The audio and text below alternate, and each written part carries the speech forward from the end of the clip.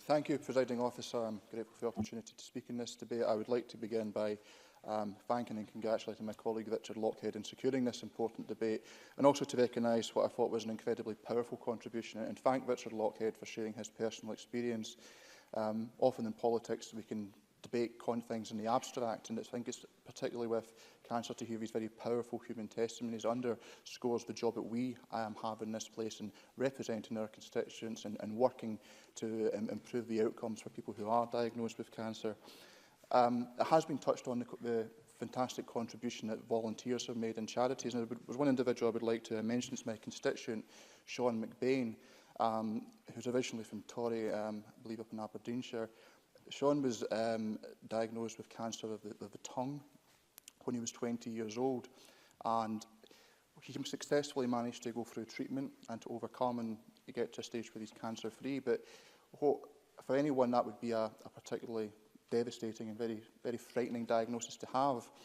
Last year, Sean raised, at my last count, over £4,000 for the Teenage Cancer Trust, because for a year, for every week, he wrote and recorded a song.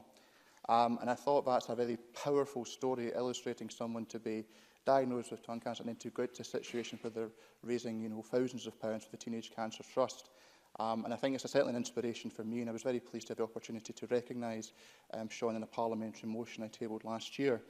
And I think two of the particular main themes that have come up are prevention and treatment. I'd like to just touch on treatment briefly. First of all, Presiding Officer, I had the privilege of hosting a roundtable in Parliament earlier this week, Beyond the Cancer Medicine, which Tom Mason made reference to. And it was a really very powerful set of presentations.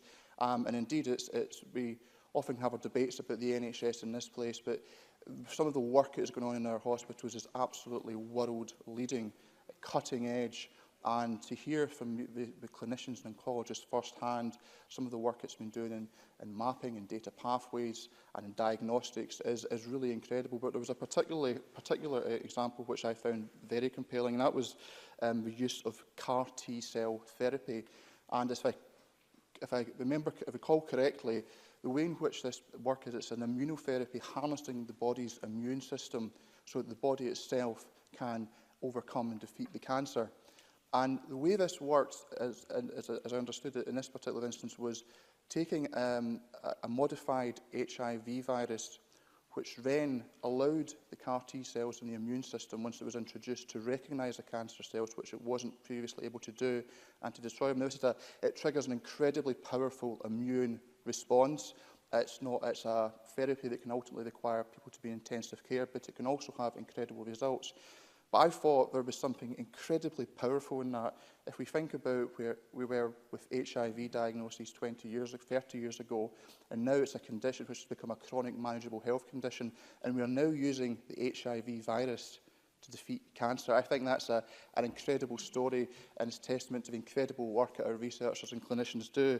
The final point I would just make is on prevention. It's already been touched on.